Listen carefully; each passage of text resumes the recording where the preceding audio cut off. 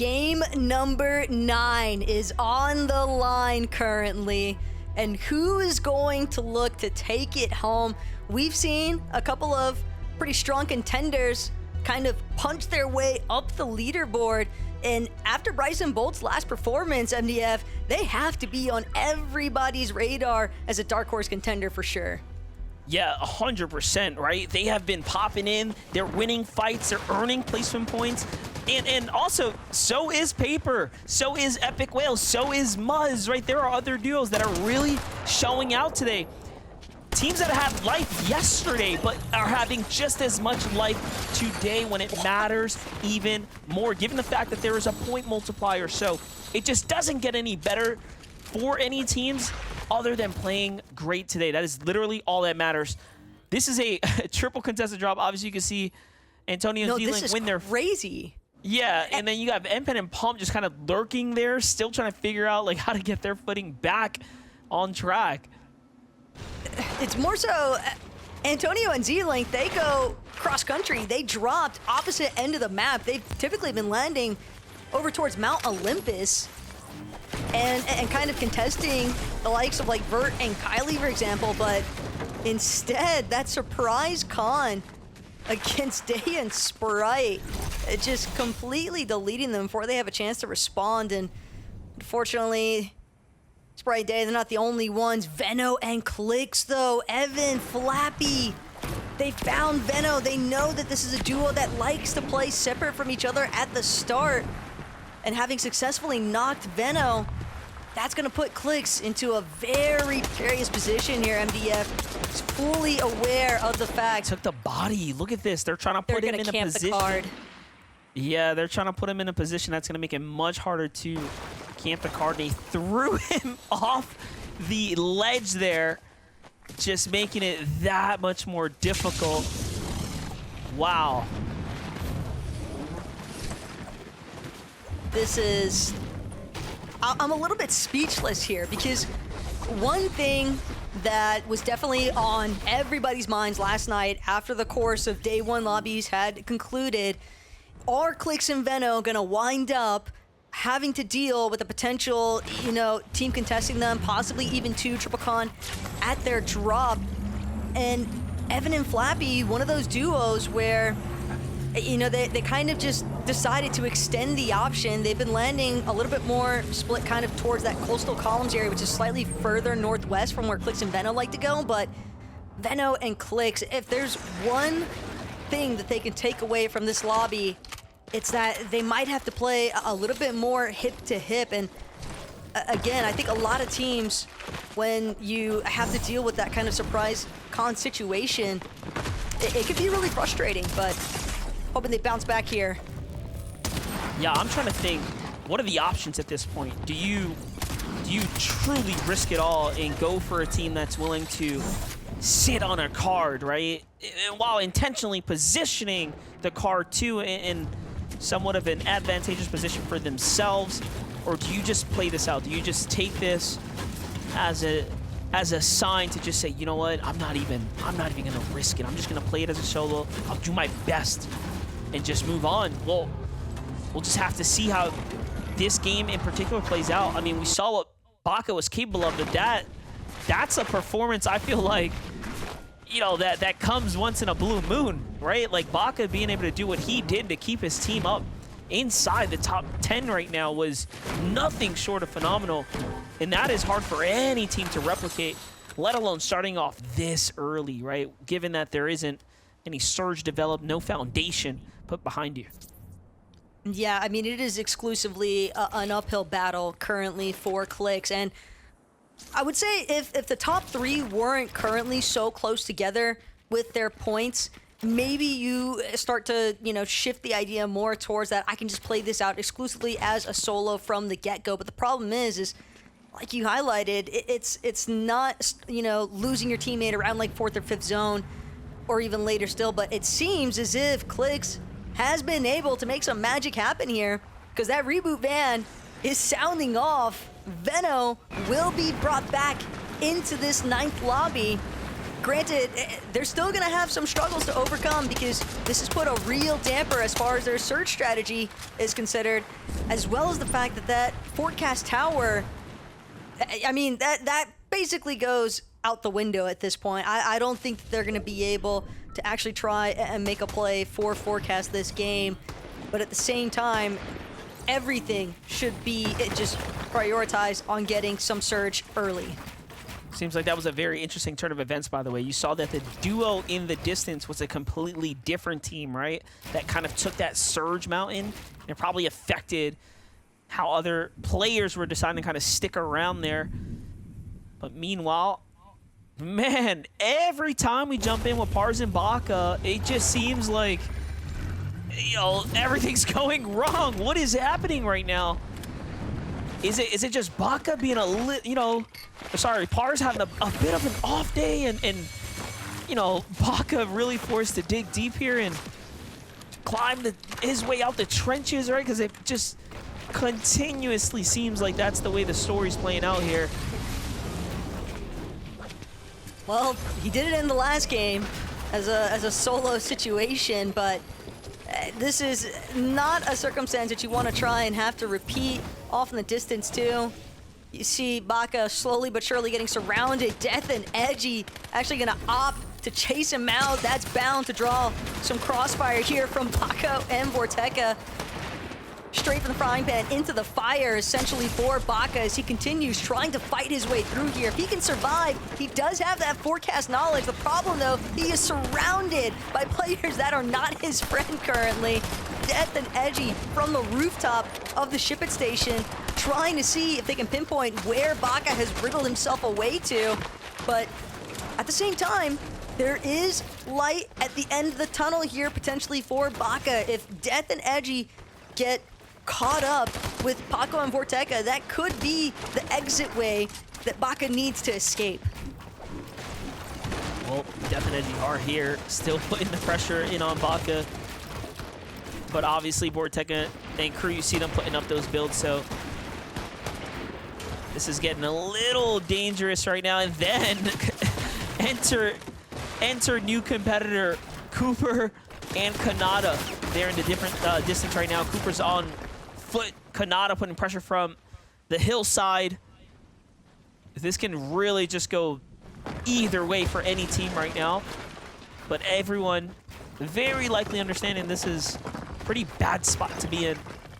Baka, though, just the worst, right? Of all the teams here, just in the worst of the worst positions. 8 material.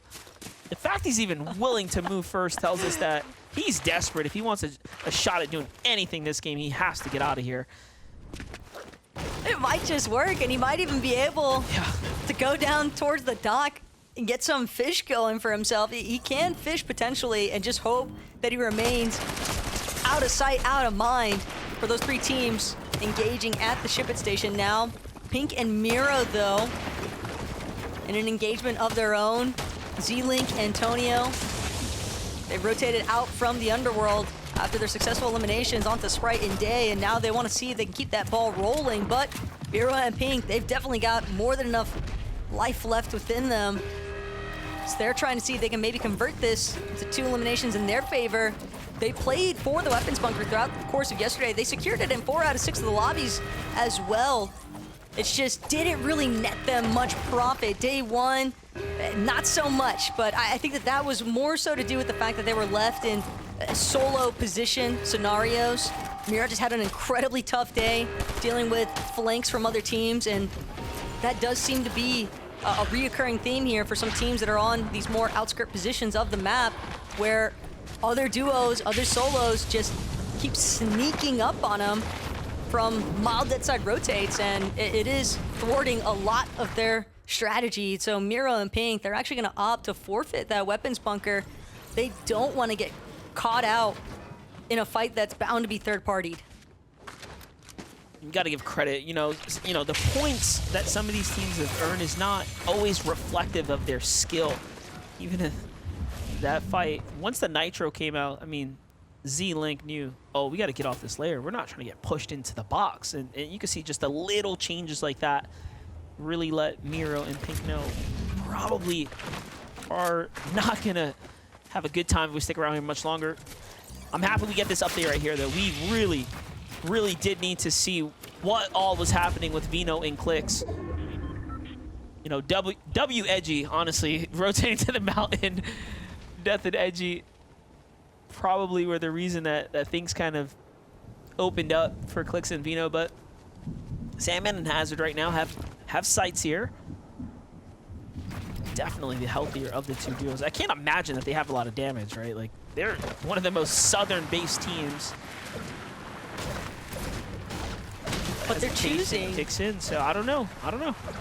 And that's the thing. They're choosing to play back. They could very well understand that they have a pretty distinct health advantage, but yet they still don't want to actually force the issue there with Clicks and Veno. So it could just be aura at this point. When you really break it all down, MDF, I think that after watching Veno's performance throughout the course of yesterday, and that's not to take away from Clicks by any means either. I think Clicks did a great supportive measure, and he was certainly clutching up in his own regard throughout yesterday's lobbies, but Veno he just looked like Veno on a grand stage. It's a completely separate tier of player to deal with, and so I can understand hesitation in that sense. Well, a lot happening here. Standoffs occurring. Teams starting to get situated. The Nitrodrome, no different. As Kanata and Cooper play this split play style again, and you know, Kanata and Cooper have been at somewhat of a standstill, right? Dead stuck in their tracks. They came into the tournament with about the same amount of points. I'm really not even sure if they've managed to earn anything of significance. And that is super uncharacteristic for someone like Kanata, especially given that he's always performed well in an FNCS finals type lobby. These set lobbies, this is his setting. This is his, you know, ballpark, if you will. But Agers and Rise have trended up the standings very steadily so far. Agers, folks just forget what he is capable of. Big highlights picked up for him this previous game, managing to clutch up for game number 8. Here we have it. This is really what I was waiting for. I was actually surprised in the last lobby that we didn't see Peterbot and Pollo on top of Rift Island. They're actually beat the punch by G-Money and Reciprocal, I believe. And now Peterbot, Pollo, Peterbot especially, he wants his Mythic hand cannon back under his control. He's gonna do everything he can to kind of force Z-Link off from the centerpiece of this island, and Pollo's already basing up, making sure that they have control of that capture point, but Antonio at the same time, a little bit more split from Z-Link than he'd probably like to be. And if they're not careful, once Peterbot and Pollo confirm the capture point and get that loot, they're gonna start fanning out. They're gonna start looking for eliminations. They know that if they want to try and maintain that first place position, they've got to start really separating themselves from that 3-horse race that's currently taking place. I love how willing they are to just fight for this capture point, fight for the checkpoint that they came here for.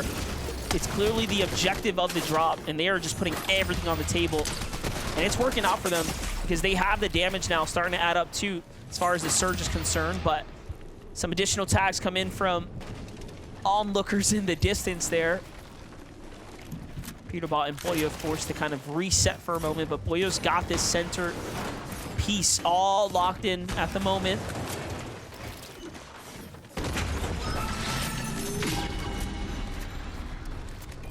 He's just trying to make sure that nobody else can look to challenge. He's got the loot floored off essentially, so it won't drop to anyone else but him. And now Pollo, Peterbot, this is where they can really start to take their time and really gauge which teams they want to try and continue challenging. If any at all, they might just sit and wait for some of these other teams to begin rotating and then look to take shots at them after the fact before fully keying anyone that they happen to, if they crack the shields, for example, that'll be, you know, the sign that they can go ahead and get a little bit more proactive with things. But Victor V and Paper, they don't want to be a reactive team here by any means. They're going to try to pressure Sphinx and Dukes just a little bit southwest of the Nitrodrome. There are other teams local to the area right now, so they do have to be wary of the fact that there is strong possibility of getting third-partied here.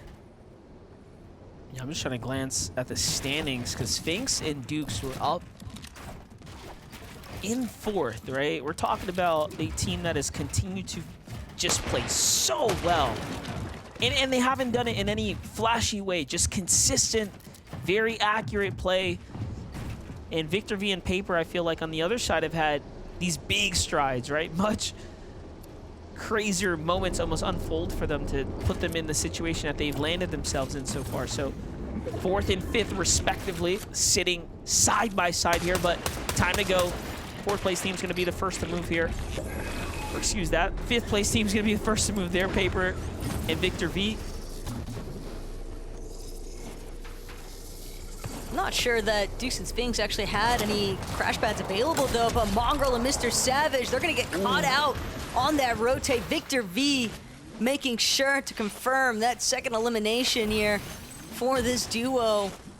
That could be a huge issue though, depending on how fast Dukes and Sphinx actually look to play catch up or whether or not they even spot out the fact that Victor V and Paper are weakened. They are currently in the bottom of this ravine right now, but Victor V and Paper, it didn't even look like it was an intentional start. Mongrel and Mr. Savage just got crash pad landed on. Yeah, but not only that, Victor V and Paper, we saw the Surge update there. The reason they were even fighting Duke and Sphinx in the first place, they initiated that entire battle. They needed to take a fight. They knew that right away, given their light activity this game. So, you know, it was inevitable. The next team that they landed near was going to have to face that challenge. And unfortunately, Mongrel and Mr. Savage just couldn't answer the call there. Vino and Clicks on the move, still alive right now. Peterbot Pollo situated on high ground here, so they also have a problem right now, but that problem's quickly being resolved here through the accuracy of Peterbot. It's impressive what he's able to do. Oh, yeah. Machinist Medallion helps, but these Storm Surge ticks continuing to kind of be this thorn in the side here of Peterbot, just non-stop dropping, picking it back up. Both Peterbot and Pollo looking at completely separate angles, just trying to see if they can pinpoint some damage onto anyone, anywhere, but nobody popping their heads out. Finally, Booga gonna get slightly clipped on his rotate. Now Peterbot recognizing the fact there's a big exchange taking place just underneath him, but there's so many teams rifting around him as well. He wants to look to the skies, he wants to look to the floor below, but he needs to just connect somewhere, anywhere. Same case scenario for Pollo. Our first, second place team, they're teeter-tottering, and they might find their ninth lobby cut short if they can't convert to some damage soon. They're gonna land on the team below them. I'm fairly certain right now. Or across them. You know what? Why go low when you can go high? And they're going to take on Braids, and they actually trap them. This is perfect.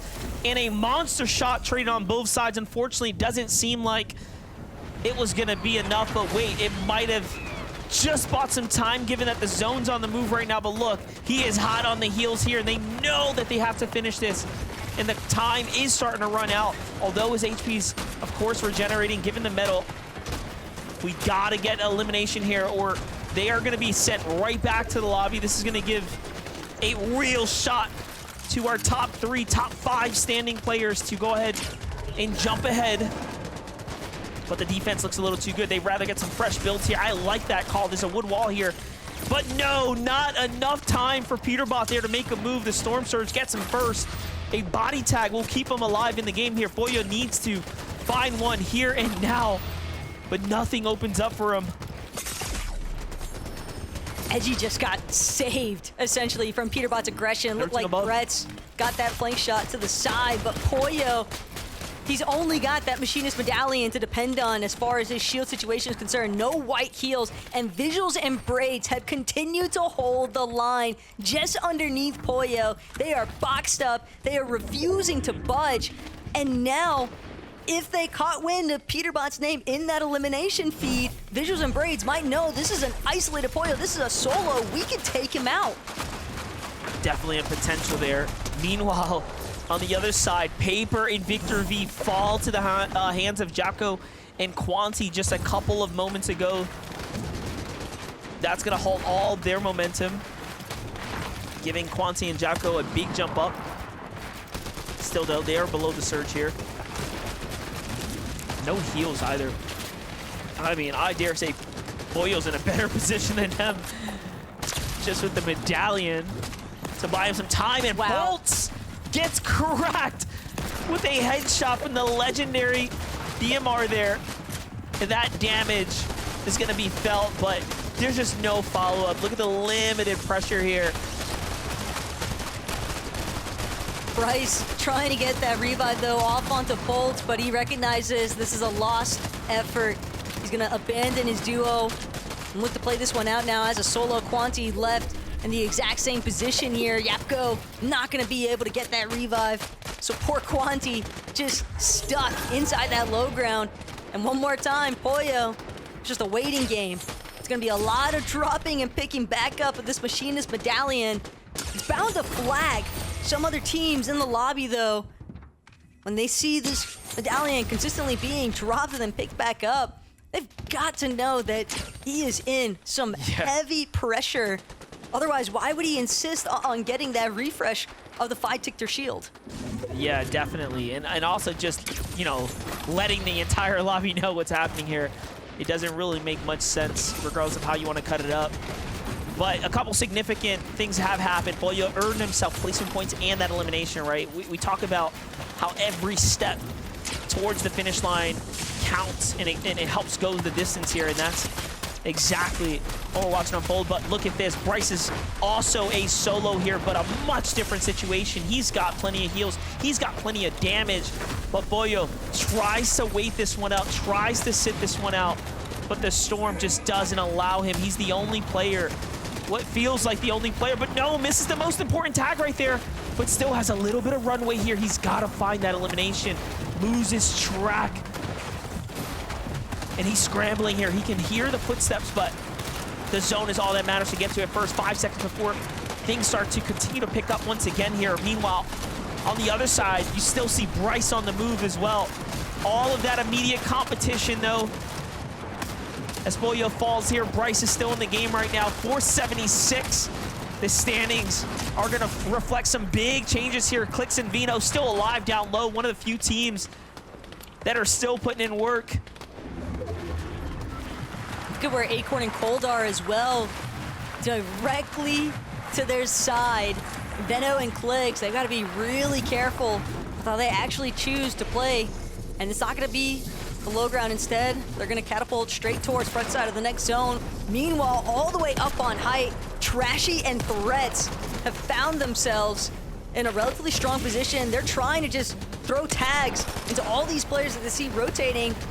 And they're going to come up behind Seek, but not going to be enough damage just yet to get the knock outright. Instead, Threats, one more time, just continuing to apply pressure from overhead. But he's got the right weapons to do it. Between that Thunderburst SMG and the Mythic Hand Cannon, it's going to be really difficult for these teams to actually try and challenge him on height. But Clix, Veno, they might take their shot at it. And they're taking their shot straight at building a very, very strong lead right now. They're going to be the first team that crack this 500-point threshold here just through placement points alone, because they don't have any eliminations. They haven't earned any yet. But no pressure, no worries. Meanwhile, Tayson and Iamzo continue to put in work here. That's their 4th elimination now. 2 more zones on the move here. The NA FNCS Grand Finals is really starting to get interesting right now as Tayson and Iamzo continue to just work the mid-ground layers here. On the ultimate low, Clix and Vino still moving here, finally earning themselves taco their first elim. Maybe they'll get their second here. Mixon, though, just gonna barely manage to layer switch and then save his life for a moment longer. Clix clips Miro on that next transition forward. Front side of zone, though, gonna be their demise. They get cut off by a team that's already boxed up in the mid-ground. Now coming up behind them, Cold, Acorn here.